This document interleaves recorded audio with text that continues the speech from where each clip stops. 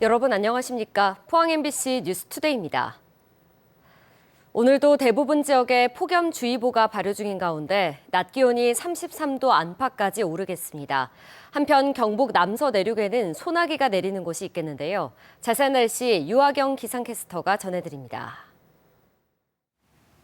금요일도 역시나 33도 안팎의 무더위가 예상됩니다. 현재 경북 동해안을 제외한 대구와 경북 대부분 지역에서 폭염주의보가 발효 중이고요. 오늘도 낮 기온이 최고 33도 안팎까지 오르며 체감온도는 더 높아 매우 무덥겠습니다.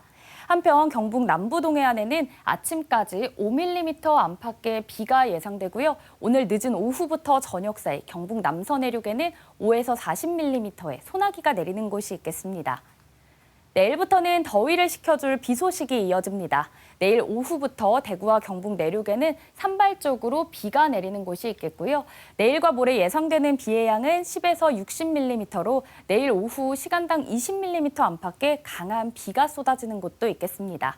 비 소식이 길게 이어지며 기온도 계속해서 내림세에 이어질 전망인데요. 다만 습도가 높아 푹푹 찌는 무더위는 계속될 전망입니다. 내일부터 비가 내리기 시작해 다음 주 화요일까지 내렸다 그쳤다를 반복하겠고요. 다음 주에는 아침과 낮 기온 모두 조금 내려갈 전망입니다. 날씨였습니다. 철강 산업이 탄소 규제와 수출 고관세 등으로 복합적인 위기에 직면했습니다. 업계에서는 수소환원 제철 전환에 총력을 기울이고 있는데요. 철강도시 포항이 소멸할 수 있다는 위기감 속에 시민사회단체가 수소환원 제철 전환을 위한 포럼을 열었습니다. 김기영 기자가 보도합니다. 전 세계적인 탄소 규제 강화 흐름 속에서 철강석과 유연탄을 태워 생산한 철강 제품은 앞으로는 수출길도 막혀 존립 자체가 불가능합니다. 현재로서 유일한 대안으로 거론되는 수소환원 제철 전환을 위한 포럼이 열렸습니다. 포항 시민들이 수소환원 제철에 대해서 많이 알 수 있는 그런 효과를 발휘하고 싶고요. 수소환원 제철이 성공해야만이 포항 지역의 탄소 제로 도시, 탄소 중립을 성공하는데 노조도 수소환원 제철에 큰 관심을 보이고 있습니다. 제철소 설비 유지 보수를 담당하는 플랜트 건설 노조의 경우 8천여 조합원 가운데 현재 일자리가 있는 노조원은 700여 명, 일자리를 찾아 포항을 떠나고 있습니다. 수소환원 제철이 서게 되면은 우리 플랜트 건설 노동자들이 타지에 갈 이유도 없고 포항 지역에서 전 조합원이 일을 할 수 있는 수소환원 제철은 탄소 배출은 줄지만 전기 먹는 하마로 불립니다. 제철소 전기는 고로 공정에서 발생하는 부생가스로 자가 발전을 해 80%를 충당하지만 수소환원 제철로 전환하면 부생가스 발전이 불가능합니다. 경기도의 협동조합 사례처럼 포항 시민 스스로 전력 생산 수단을 가져 산업의 전기를 돌리자는 의견도 나왔습니다. 경기도 지역에서는 좀 시군 단위로 대부분 다 그 시민이 자발적으로 해서 시민햇빛발전소, 에너지 협동조합 이런 조합들이 잘 만들어져 있고요. 수소환원 제철을 구현하기까지 갈 길은 멉니다. 총 사업비 8천억 원 규모의 수소환원 제철 실증 기술 개발 사업이 지난 6월 예비 타당성 조사를 통과하기는 했지만 기술은 아직 R&D 수준에 머물러 있습니다. 또 수소환원 제철소 부지 확보를 위한 바다 매립도 환경 훼손 논란으로 잠재된 난관입니다. 포스코와 무관하게 시민사회단체가 2년째 포럼을 열고 있지만 정작 수소환원 제철의 주체인 포스코는 구체적인 탈탄소 로드맵과 투자 계획을 시민들에게 한 번도 공개하지 않고 있습니다. MBC 뉴스 김기영입니다. 경상북도가 오는 9일부터 11일까지 서울과 경주에서 세계 지식 포럼을 열고 에이펙 2025 성공 개최와 미래 공동체 전략을 논의합니다. 첫날은 이철우 지사와 쥐스탱 트리도 캐나다 전 총리 특별 대담을 비롯해 세계 석학들이 국제 정치와 경제 질서를 주제로 토론합니다. 이어 반도체, 모빌리티, 재생의료, AI, SMR, 양자 컴퓨팅 등 미래 산업 의제를 다루며 경주 세션은 도민 누구나 무료로 참여할 수 있고 유튜브로 생중계됩니다. 지난 3월 대형 산불이 휩쓴 영덕 블루로드 4코스가 응급 복구를 마치고 9월부터 통행을 재개했습니다. 영덕군은 이와 함께 내년 3월까지 총 61억 원의 예산을 투입해 항구 복구와 시설 개선을 추진할 계획입니다. 영덕 블루로드는 창포말 등대에서 축산항까지 10.9km에 걸친 해안 구간으로 세계 지질공원으로 지정된 다채로운 지형과 동해바다의 빼어난 경관을 간직한 국내 최고의 해안 둘레길입니다. 양봉 농가에 심각한 피해를 주는 꿀벌 응애를 거의 실시간으로 찾아내는 인공지능 기술이 개발됐습니다. 2028년부터 본격 보급될 계획인데 양봉 농가에 큰 도움이 될 것으로 기대됩니다. 김건엽 기자의 보도입니다. 양봉 농민이 벌집판을 하나씩 뽑아들고 꼼꼼하게 살펴봅니다.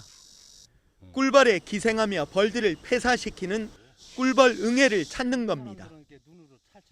번식이 활발한 여름철이 집중 방제 기간.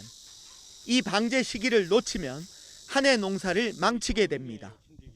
약을 하고 그 응애를 잡으려고 진짜 전력을 다하는데도 100%가 잡히지를 않아요.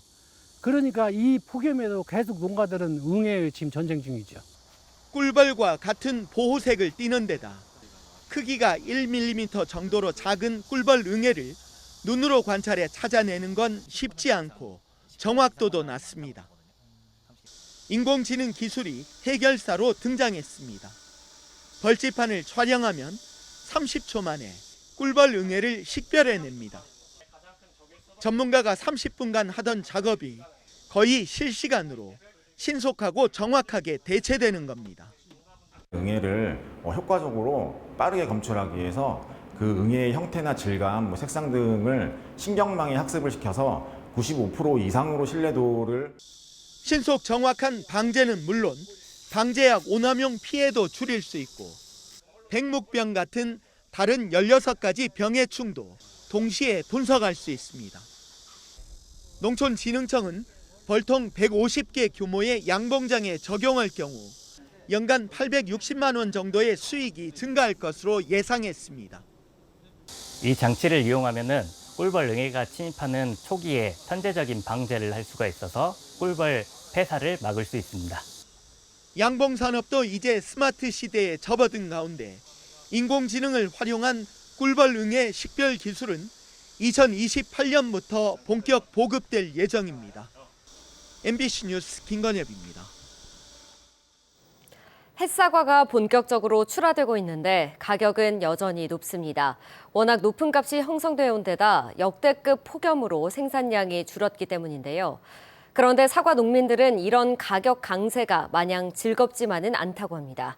무슨 일인지 이정희 기자가 보도합니다.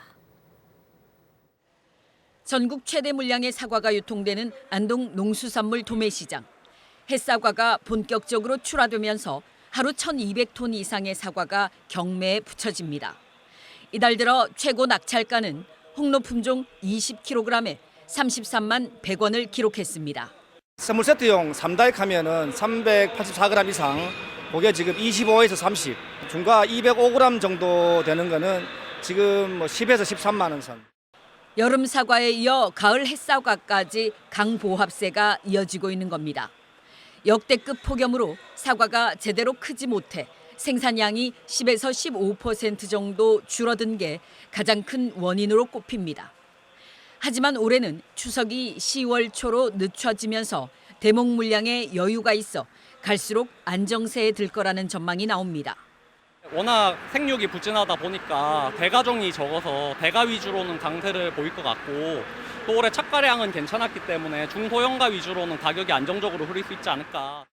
국내 사과값은 다소 오르내림은 있었지만 최근 3년간 전에 없던 고공행진을 이어왔습니다. 국민과일인 사과의 가격 강세가 정작 농민들은 마냥 즐겁지만은 않습니다. 얼마 전 한미 관세 협상에서 환기된 사과 수입에 대한 목소리가 나오진 않을까 하는 걱정 때문입니다. 사과 농가들이 몇몇이만 모여도 수입 문제 얘기가 많이 나오죠. 어떤? 수입을 걱정 많이 하고 있죠. 수입이 가격이 살 것이고 무슨 가격하고 비교를 할 것인데. 하지만 사과값이 올라도 그 수익이 농민에게 그대로 가는 건 아닙니다. 농민이 사과값을 많이 받는 게 아니고 유통 과정에서 다 이 마진이 붙다 보니까 경매 낙찰 가격으로 대비했을 때는 재수용 같은 경우에는 크게는 10배가 뛰는 거고요. 사과 가격 강세, 값싼 외국산 사과 수입에 대한 목소리보다는 유통 비용을 낮추는 등의 정부 조치가 더 필요하다고 농민들은 역설합니다. MBC 뉴스 이정희입니다. 쌀값이 심리적 마지노선으로 여겨지는 20kg당 6만 원을 넘어섰습니다. 한국농수산식품유통공사에 따르면 지난 3일 기준 쌀 20kg 소비자 가격은 6만 316원으로 집계돼 지난해 같은 시기보다 14%, 평년보다 12% 높았습니다.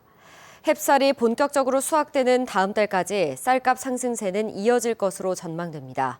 한편 지난해 전국 쌀 생산량은 358만 5천 톤으로 전년 대비 3.2% 감소했습니다. 경북 지역 출생아 수가 1980년대 초반 각각 7만 명 수준에서 지난해 1만 명대로 줄어 40년 만에 7분의 1 수준으로 급감했습니다. 통계청이 혼인 출생 변화를 조사한 결과 경북을 비롯한 농촌 지역은 농촌 고령화와 청년층 인구 유출이 겹치면서 저출생이 심화된 것으로 분석됩니다. 한편 지난 39년간 전국 출생아 수는 2023년 23만 명까지 사상 최저치로 줄었다가 지난해 23만 8천 명으로 소폭 늘었고 평균 초혼 연령은 남성 28세, 여성 25세에서 각각 34세, 32세로 높아졌습니다. 전남도의 지난해 합계 출산율은 전국 시도에서 가장 높았는데요. 이 중에서 영광군은 6년 연속 전국 1위를 차지하며 아이 낳기 좋은 도시의 모범 사례가 되고 있습니다. 저출산 위기 속에서도 이 같은 비결이 무엇인지 김영찬 기자가 취재했습니다. 이번 달 중순쯤 문을 열 예정인 영광 천년 육아 나눔터. 지상 5층 건물로 이중 3개층은 영유아 놀이터와 긴급 돌봄 시설을 갖추고 있습니다. 직원이 매일 상주하고 무료로 이용할 수 있어 예비 부모들은 조금이나마 육아 부담을 덜 수 있게 됐습니다. 아동 그런 게 뭐 돌봄 같은 서비스도 그렇고 그다음에 이제 그 복지랑 이렇게 도와주고 하는 부분도 저도 이제 고민하다가 이제 늦은 게나마 임신을 하게 돼가지고. 영광군에서 유일하게 분만 시설을 갖추고 있는 종합병원의 산부인과. 산부인과 운영비로 매년 5억 원을 지원하고 있는데 전문의 2명과 간호사 7명의 인건비로 쓰이고 있습니다. 보건소랑 군청에서 이제 지원해주는 사업들이 있어가지고 일단 산전 진찰은 되도록이면 저희 병원에서 이루어지고 있고요. 가임기 여성 1명이 평생 낳을 것으로 기대되는 평균 출생아 수를 뜻하는 합계 출산율을 보면 영광군은 지난해 1.7명을 기록했습니다. 이는 전국 평균 0.75명의 2배가 넘는 것으로 저출산 위기 속에서도 영광군은 6년 연속 전국 1위를 지키고 있습니다. 이 같은 비결은 최근 3년간 젊은 세대의 혼인 건수가 급증한 것으로 한 해 평균 200쌍에 달합니다. 아낌없는 출산 지원도 한몫했습니다. 영광군은 지난 2019년 전국 최초로 인구 일자리 정책과를 만들고 결혼과 임신, 출산 정책에 집중했습니다. 관련 사업만 모두 44개. 대표적으로 결혼 장려금 지원과 신혼부부 전세대출 이자 지원, 신생아 양육비 지원 등을 꼽을 수 있습니다. 앞으로도 아이를 낳고 기르는데 필요한 정책을 지속적으로 발굴하여 인구 증가를 견인할 수 있도록 행정 역량을 집중할 계획입니다. 결국 출산율을 높이는 것은 젊은 층의 정주 여건 개선과 지자체 지원이 핵심이라는 사실을 영광군이 보여주고 있습니다. MBC 뉴스 김영창입니다. 대학 수능의 향방을 가늠하는 이정표가 되는 9월 모의평가가 지난해 수능보다 어려웠다는 평가가 나오고 있습니다. 교육계는 새로운 수능 체제에 대한 출제 당국의 의지를 명확히 보여줬다고 평가하고 있는데요. 신병철 기자가 취재했습니다. 이번 9월 모의평가는 대체로 지난해 수능보다 조금 어려웠다는 평가입니다. 국어와 영어는 작년 수능과 6월 모의평가보다 어려웠다는 분석이 나옵니다. 수학은 작년 수능과 난이도가 비슷하지만 6월 모의평가보다는 까다로웠던 것으로 파악됩니다. 이번 모의평가는 킬러 문항 대신 중킬러 문항을 곳곳에 배치해 변별력을 확보한 것이 특징입니다. 이는 모든 단원의 개념을 꼼꼼히 공부한 학생이 유리하도록 출제 기조를 바꿨다는 의미입니다. 올해 수능 시험은 쉬웠던 6월 모의평가에 비해서는 어렵게 다소 어려웠던 9월 모의평가와 작년 수능과 비슷하게 출제될 것으로 보이기 때문에 이 난이도에 준해서 준비하면 될 것 같습니다. 과목별로 보면 국어는 EBS 교재와의 연계율이 50%였지만 근본적인 독해력과 논리적 사고력을 요구해 체감 연계율은 낮았습니다. 수학도 여러 개념을 통합적으로 적용해야 하는 중킬러 문항들이 많이 출제되었습니다. 특히 공통 과목인 수학 1과 수학 2의 난도를 높여 선택 과목 간 표준 점수 차이를 줄이려고 했습니다. 절대평가인 영어는 지문의 길이가 길고 어휘 수준이 높아 실질적인 변별력을 갖췄습니다. 시간 관리에 문제가 있었다면 실전 연습을 더 해야 하고 특정 단원이나 유형에서 취약한 점이 드러났다면 그 원인을 찾아 개념 보충과 그리고 문제풀이 양을 늘리는 등 본인 목표에 맞추어 학습 전략을 달리 세우도록 노력해야 될 것으로 보입니다. 수험생들은 남은 기간 긍정의 힘으로 자신을 믿고 끝까지 최선을 다한다면 좋은 결과가 있을 것이라고 입시 전문가들은 조언합니다. MBC 뉴스 신병철입니다.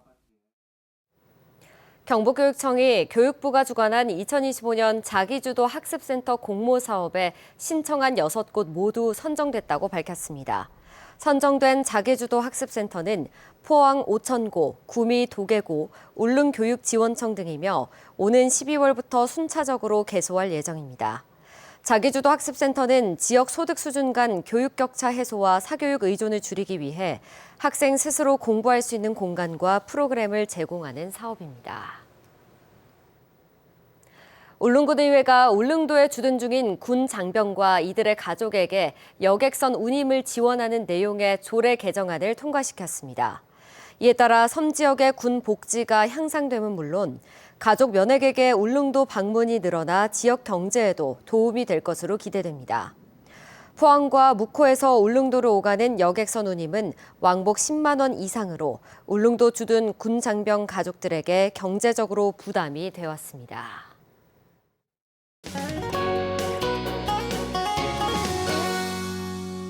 금요일도 역시나 무더위가 예상됩니다. 현재 경북 동해안을 제외한 대구와 경북 대부분 지역에서 폭염주의보가 발효 중이고요. 오늘도 낮 기온이 최고 33도 안팎까지 오르며 체감온도는 더 높아 매우 무덥겠습니다.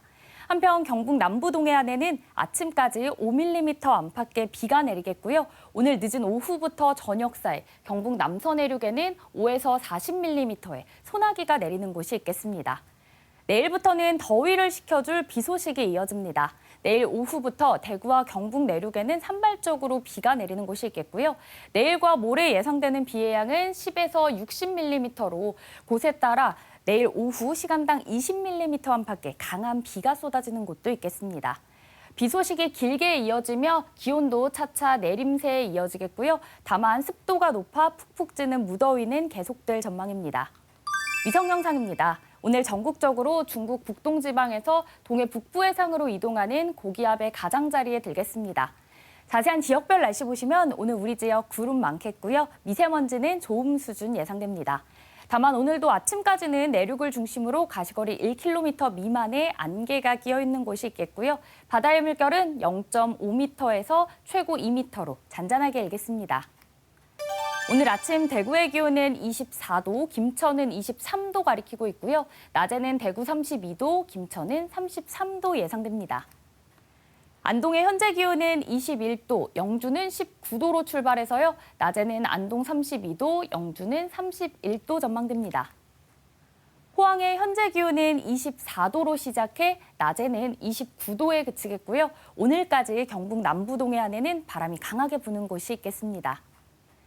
내일부터 비가 내리기 시작해 다음 주 화요일까지 내렸다 그쳤다를 반복하겠고요. 다음 주에는 아침과 낮 기온 모두 조금 내려갈 전망입니다. 날씨였습니다.